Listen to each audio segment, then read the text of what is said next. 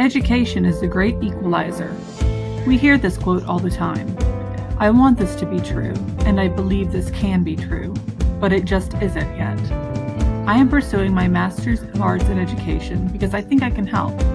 I've spent my career as an educator working with underrepresented populations.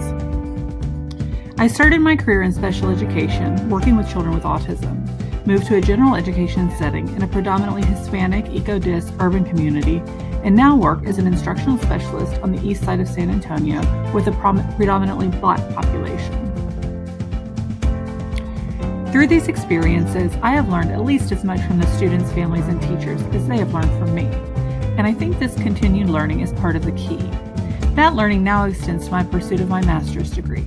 Through my coursework, I have been exposed to research on many of the factors that affect the communities and students I serve. Throughout the semester, we have explored 4 key objectives in interdisciplinary learning and teaching: the socio-political nature of education, the foundational learning theories of ILT, how these theories manifest themselves in diverse contexts, and how these theories meet the needs of diverse learners. Funding, community attitudes about education and for education, as well as political agendas are among the list of factors that shape education in the United States. The nature of our country's policies surrounding educational funding continue to perpetuate the achievement gap. The students who need the most oftentimes get the least. In a country that prides itself on educating everyone, this has not always been the case. Minorities in the U.S. have not always had access to education, and even now that education is far from equitable. What happens in a school building is often a reflection of the expectations of the direct community it serves. If the community is working class, the school will produce working class. If the community is affluent, students are prepared for that world. These practices continue to draw distinct lines between the haves and have-nots with little opportunity to jump rank. In The Pedagogy of the Oppressed, Paulo Freire calls out this issue and declares the education system as an oppressor. He describes a process called praxis, in which the oppressed peoples identify their oppressors and the systems used to maintain oppression. Perhaps the biggest tragedy is that the gap in achievement goes far beyond the school building. These educational deficits correlate to deficits in health, consumer economic choices, reproductive choices, and an increase in crime.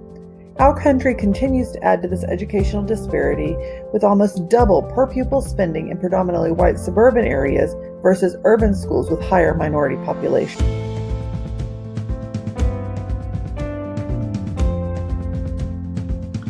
This semester, we discussed 6 foundational learning theories: social constructivism, cognitivism, behaviorism, constructionist, situated learning, and adult learning theories. Social constructivism is most commonly associated with Lev Vygotsky's zone of proximal development. Social constructivism begins with the foundation of cognitive developmental level and incorporates teacher and peer supports through questioning and modeling used within a social and collaborative setting.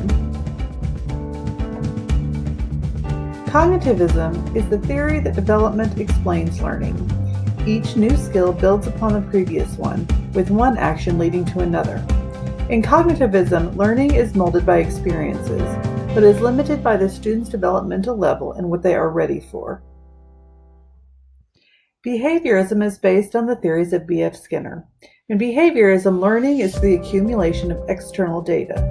Information is there for the taking, and learning happens based on positive or negative reinforcement. The constructionist theory, in simplest terms, is learning by making.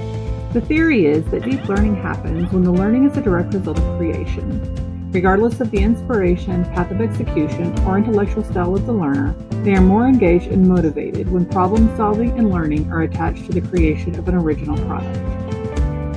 Situated learning is the theory that learning happens in real-world contexts, where the context for the learning supports the acquisition of knowledge.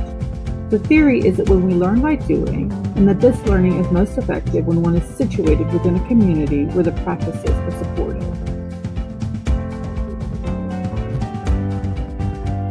The basis for adult learning theory is in Freudian psychology. The key is in motivation. Knowles asserts that one cannot teach another directly, but only facilitate the learning, and that adults only learn the things that they perceive as important in the maintenance or enhancement of themselves. Knowles identifies three basic types of adult learners: goal-oriented, who learn for specific purposes; activity-oriented, who learn when it's embedded in activity; and learning-oriented, which is learning for the sake of knowing. Each of these learning theories has a place in my current and future work. Social constructivism and cognitivism lay the foundation for curriculum and collaboration within the classroom. The theories of behaviorism lay the foundation for our classroom management and individual student behavior planning. These ideas also tie into the adult learning theories, which tap into learner motivation. I am currently working with a team of teachers to redesign the kinder through second grade curriculum on our campus to embrace more ideas from both constructionism and situated learning theory. We are designing units that bundle teachers from all content areas and allow for project-based learning opportunities and relevant field experiences.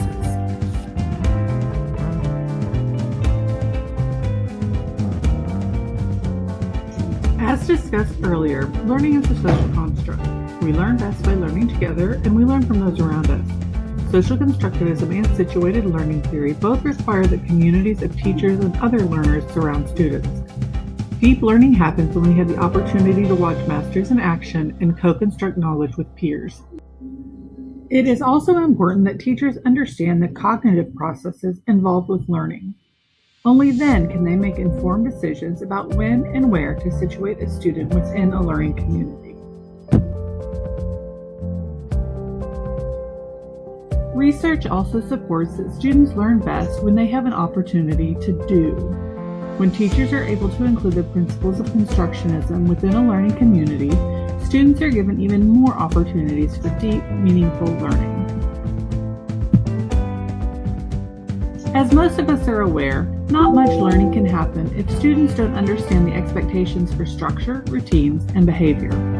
All teachers, regardless of age group or the diverse needs of their students, need to apply elements of behaviorism to ensure a safe, efficient learning environment.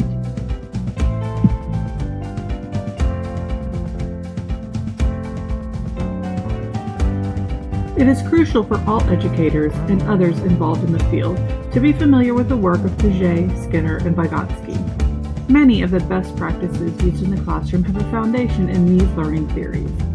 I find that many teachers are not aware of why they do what they do. When teachers push back against instructional initiatives, it is oftentimes because they do not understand the research behind the initiative. It is my responsibility to help make them aware. Elementary educators are generalists, whose job it is to know how children learn, as well as a variety of academic subjects or disciplines, well enough to teach them. Along with this comes a subset of specialties: early childhood, special education, and bilingual education, to name a few. Secondary educators tend to be specialists in their discipline. Expertise in their field needs to be tempered with an understanding of the learning process. Along with the idea that education is interdisciplinary, comes the responsibility for educators to teach students how to make interdisciplinary connections within their own learning. Moving forward, I plan to use what I've learned in the following ways. First, to help teachers understand the interdisciplinary nature of our work. Expertise in the field needs to be tempered with an understanding of the learning process, as well as teaching students how to make interdisciplinary connections of their own. I can start by sharing research articles used in this and other classes during professional learning community time at my campus, as well as during professional development. I have to help those in oppressive situations within our education system recognize the situation and develop a series of actions to fight back against them. Praxis, which involves action, analyzation of action, modifying and adjusting conceptions, then implementing plans for further actions. I feel a strong sense of responsibility to inform the community outside of the education world about the colossal institutional failures of our system. I hear so much ignorance about whose responsibility it is or isn't to make sure our kids are learning, and rationalization about why some kids deserve more than others. The idea that one child would deserve a better education than another based solely on where and to whom they were born makes no sense to me. Until the members of the dominant culture in this country recognize their ignorance, I fear for our society. I also plan to further explore how the major learning theories impact diverse learners and assist teachers in strengthening pedagogy around these theories. This can be done during campus professional development and our learning community meetings.